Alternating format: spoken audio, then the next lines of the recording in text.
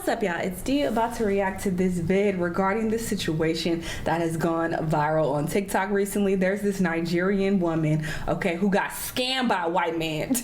She got scammed by this Danish man, okay? He pretended to be in love with her. Maybe he actually was in love with her, but he scammed her out of all this money. He scammed her friends and family. It was this whole thing, and she made like 25 videos talking about it, and I sat there and watched every single video on 2x speed. It was very interesting. So yeah, crazy situation. So people are responding to it and giving their thoughts. So we're gonna see what they have to say. If you don't know what's going on at all, I'm sure they'll give some details to some degree, and you'll catch on. But yeah, crazy.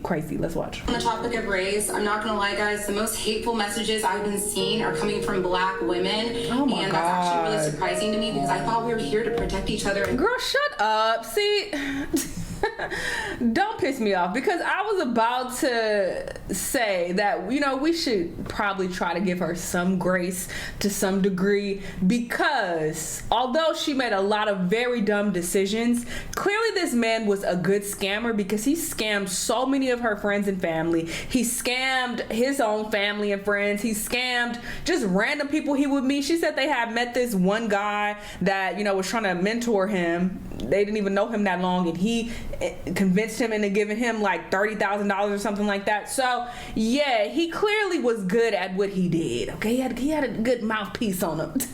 So I was gonna say that, but girl, don't piss me off with this stupid shit. I hate when people say things like this that she's saying, because it doesn't make any sense. It also reminds me of Money Long, the singer, who came out and said something similar, like, oh, it's always black women hating on me. As a black woman, did it ever occur to you dodo birds that maybe that's because that's your primary audience? Are y'all stupid? Maybe white people saw your black ass talking about some shit and they kept fucking scrolling, so they're not even clocked in. They're not even checked into this situation. They don't really care like that. So the main people who are watching are probably black, so maybe that's why you're seeing more hate from black women, because they're probably the main ones watching your content. Stupid. I'm sure white people also think you're dumb, and Asians and Mexicans and everybody. They also think you're stupid. So to be like, y'all are the only ones giving me hate, this ties into what I already, you know, suspected about her. Because the whole time I was watching it, I couldn't help but think, like, would she be doing all of this if this man was black? You know, it kind of gives that she thinks she's inferior to white people. That's just the vibe I got from her as I was watching this, okay? So, or watching her little 25-part series. So, this isn't surprising what she's saying. It just validates what I already thought about her. But there's voices, so girl, go to hell. What's going on? I'm not gonna fight hate with hate, so I'm just gonna end this video saying, let's all do better, let's practice empathy. Bitch, you do better next time so the next nigga don't scam your dumb ass. Jesus. Let's practice don't love. piss me off. And if you're a victim out there, just know trying to have some your sympathy voice for you. deserves to be heard. The reason Onyeka is getting dragged so much is because she's refusing to take accountability. And I feel really bad for her, because you can tell that she really wants to talk about this and kind of get it out there and find a way to heal from this, but I don't think that she's really ready. Her coming on the internet and smiling ear to ear, showing all 32 teeth as she's talking about how this man courted her and how everything started, and still, I mean, she pretty much smiled through every single video.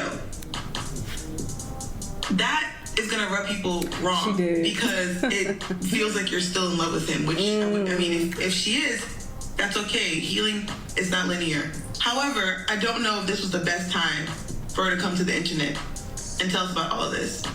Because she's getting dragged because she has not done the self-reflection and the work that she needs to do to recognize that she let this man get away with all that stuff because he's white.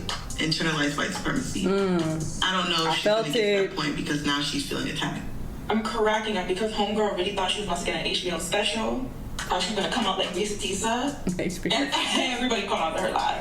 Like, girl, you're not going to try to scam us like how that Danish man scammed you. Oh. The people on TikTok are not as gullible as you. Y'all find it funny that she's been smiling from ear to ear the entire 25 parts. Do you guys also know that she's been on 3 of the reality TV shows? Failed at it, and she's just trying to get her next big break. I believe the story is true, absolutely, but there's a lot of fake and missing parts. And yeah, Onyeka, bye girl. If you're telling a story time about a man who scammed you for like years and years and years, and you're just smiling from ear to ear. Martin is the nigga who scammed her, by the way. So after I watched the 25-part series, I was like, all right, cool. I never followed her, never checked back into the content at all. But when I got back on TikTok, they were showing me stuff related to it, obviously. They're like, oh, you real interested, because I sat there and watched 25 parts. So I was seeing like pictures of them together and shit. I was like, oh, this the man. So I saw him. I'm sure they'll show some clips of him as well. But yeah, so his name is like Martin something. You could have just FaceTimed him. I'm sure he would have taken you back. You know what I mean? Like, why did we have to listen to a 30-part series of some Nigerian girl who literally elevates whiteness? What are we doing? What the fuck are we doing? And you know what else is crazy? People saying, oh, don't victim blame. She's not a victim. Guys, somebody, a white man with blue eyes and blonde hair comes to you and says, I am a millionaire. I am royalty. Then the next thing he says is, I need $6,000. That is not what happened. And I disagree. I think she is a victim. I don't think that's fair to say. Just because people make really stupid decisions does not mean they're no longer a victim. Because you can say that about literally any victim and be like, well, you were stupid. Why didn't you do this instead? That was dumb. Like, a lot of victims, they're a little gullible, okay? Not all of them, obviously. But some are very gullible, and that's how they end up in certain situations where it's easy to take advantage of them. So it's not right to be like, oh, she's not a victim because that was too stupid. And this is not how it took place. If you didn't watch it on your own. He didn't say, I'm a millionaire, I'm royalty, give me some money. Like, it didn't happen like that. Are we victim blaming or are we common sense pointing outing? Which one is it? Like, I feel like the internet loves to do all these like internet-y things. Like, oh, you don't understand. If somebody comes to me and says, I am rich, go buy a Shanell bag, then 2 days later comes back and says, I need $6,000. It wasn't 2 days. So yeah, she's just being extra bad girl. Bye. And I also don't like I said, I want to give her grace to a certain degree because I am being real and acknowledging that I have also done a lot of stupid shit for a nigga, okay, in the past, all right? Nothing like this. She made a real big mistake, well, several, but, you know, who am I to compare and be like, well, I fucked up, but it's less than how much you fucked up. I feel like people do that a lot to try to make themselves feel better about themselves and their situation, how stupid they were in the past. Like, oh, well, I was stupid, but at least I didn't do that. And I just feel like that's lame. That's lame. So I do think a certain amount of grace should be given. I know this is a scheme set up by Todd. Hello? Mind you, this girl, like, I can guarantee, I'll bet money that she herself has been dumb as hell for a nigga. And if it was put all out there, people would also judge her as well. So it's like, girl. Wasn't even like in her early 20s. If she was like in her late teens, early 20s, I could understand. Homegirl's in her late 30s. You work in real estate, which means you verify people's funds before they let them buy houses. Girl, no funny. I would not even trust you to. I don't want to buy no house from you. Y'all, please don't beat me up when I say this, but the man from Denmark was also a victim, whether he knew it or not. And let me tell you why. I have seen it too many times where a beautiful, intelligent black woman will intentionally cling herself to a white man to push a social agenda. The agenda is to feel more accepted by most of your friends that are white. The agenda is to feel accepted by your white coworkers when you are navigating the corporate space. And it is to have more of a seamless check-in when you're walking into the hotel lobby because you are on the arm of a white man. It is no different from when a white woman openly saying that, you know, I want to marry a black man so we can have beautiful mixed babies with curly hair. And ultimately, it's a girl, shut up. Don't piss me off, y'all. Don't irritate me. Don't irritate me. That her argument is very flawed. Like, okay, let's use her same example. Like, okay, let's say Oneka was using him for that, and she, again, I feel like she's very white male centered. So, you know, I'm sure she did gravitate towards him because of that. But okay, let's say that's the case. But let's say something else happened. Let's say he raped her. And then she's talking about her situation. Would you then get your goofy ass on here and be like, well, yeah, she's a victim, but so is he because she targeted him? You wouldn't say that. So shut up. Shut up. Like, I don't agree with that at all. and that person is being used. He wasn't no fucking victim. We all get used to a certain degree. You have men who only want to be with certain women because they're beautiful and they want to use them for, you know, to elevate their social status and whatnot. But you're not going to sit here and be like, he's or she's a victim because you only wanted her because she's good looking. Like, her argument just don't make no sense. You cannot convince me that someone is healthy and secure and will stay with a man after she goes on a date with him in a foreign country. She blacks out. She wakes up in a pool of blood and urine. Oh yeah, that was also weird. What happened with that? And he tells her that it's water. And she smells herself and she realizes he's lying. It's actually urine. But what was her reaction? Her reaction was like, oh my God, this is so embarrassing. I've been on a I don't think she ever addressed that, but this was a part of the story that I thought was odd. But she didn't talk about it again. But this was in a public place though, so it wasn't like they were alone and this happened. They were at a restaurant and she like blacked out or had a seizure or something. No, that's not the reaction of a healthy person. So this Danish deception situation has been all over my For You page, and my interest was officially piqued. So I decided to go to this girl's profile and see what was going on. Number one, I saw that there's over 20 parts to the story, and there is no way in hell that I am watching all of that. But number two, and more importantly, I think it's more interesting than the Tisa, what's that lady name? The Who the Fuck Did I Marry lady? I didn't watch all hers. I checked out after a while. I was like, okay, this is too boring. There's too many parts. But this Danish deception was more interesting than that, I think so. I saw that this girl is Nigerian. And there must be more than one Nigeria in this world, because there is absolutely no way. I'm talking about culturally. If you are a woman born to Nigerian parents and you're in your right mind, she's not. There's absolutely no way you are loaning a man money. And I'm Yoruba, I'm not Igbo, and I think Onyeka is Igbo, it's an Igbo name.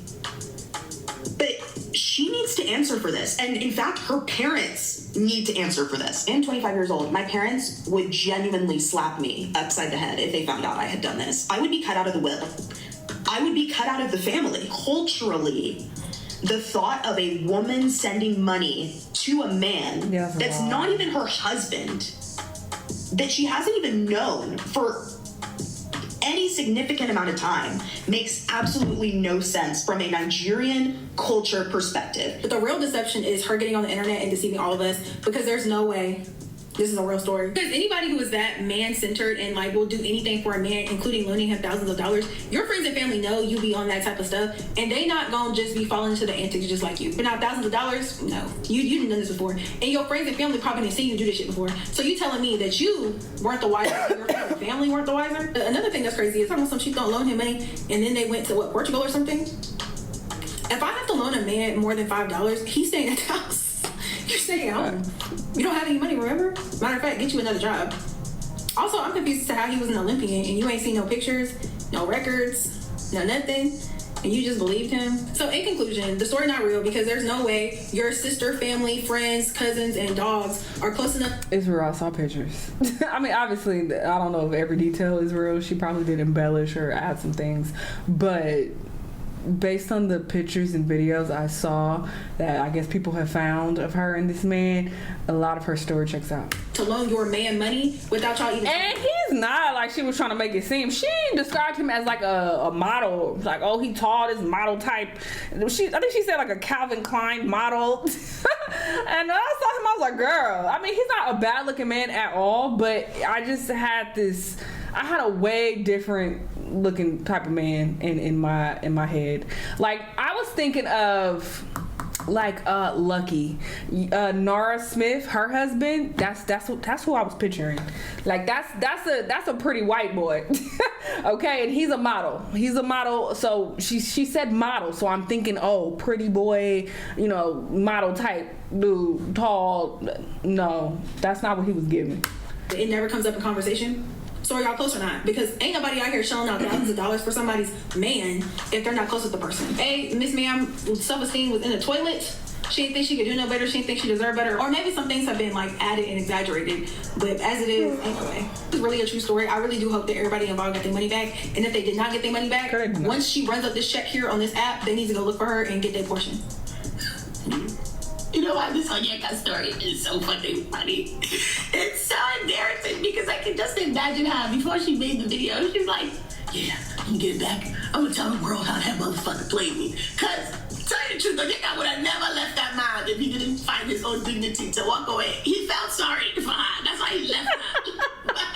Oh, that's the thing too. He left her in the end. At the very end, she said afterwards, I guess he came back and was trying to get back with her when she was already over it. But she got left by him. And she was trying to keep him too. He like, girl, no, well, don't you understand? This marriage is over. They got married and everything. And she came online like, I'm gonna embarrass that bastard. You leave me? You're gonna leave me after you stole money from me? She really thought she was the one who was the victim. Imagine you came online to embarrass somebody who did you wrong. And now you're embarrassed. We're all dumb at some point. Right? Oh, God. So, and then she's fucking pissed. If that man never leaves her, she will still be there. She'll be there. She'll be doing TikTok content, already with us. That wedding that we were planning to do, she'll have. Okay. Okay, that didn't give a whole lot of details, but you're welcome to check it out if you like. Just type in the Danish deception and she'll pop right on up. And there are also people who are giving like summaries of it as well if you're just kind of curious and you don't want to sit through each part.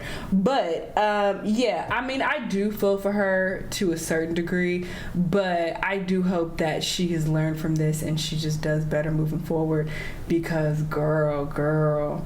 But also, they did get married, so I do understand her thinking that they were in love and, oh, I'm helping my life partner, you know, because at that point y'all married, so it's like, yeah, I'm giving you more money because it's like my money is your money.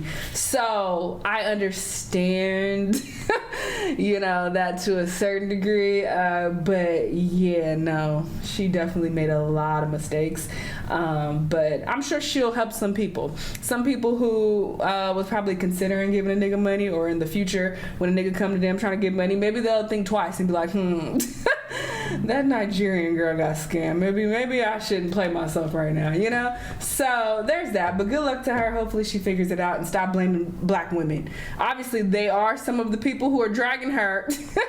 But like I said, I feel like they're her primary audience.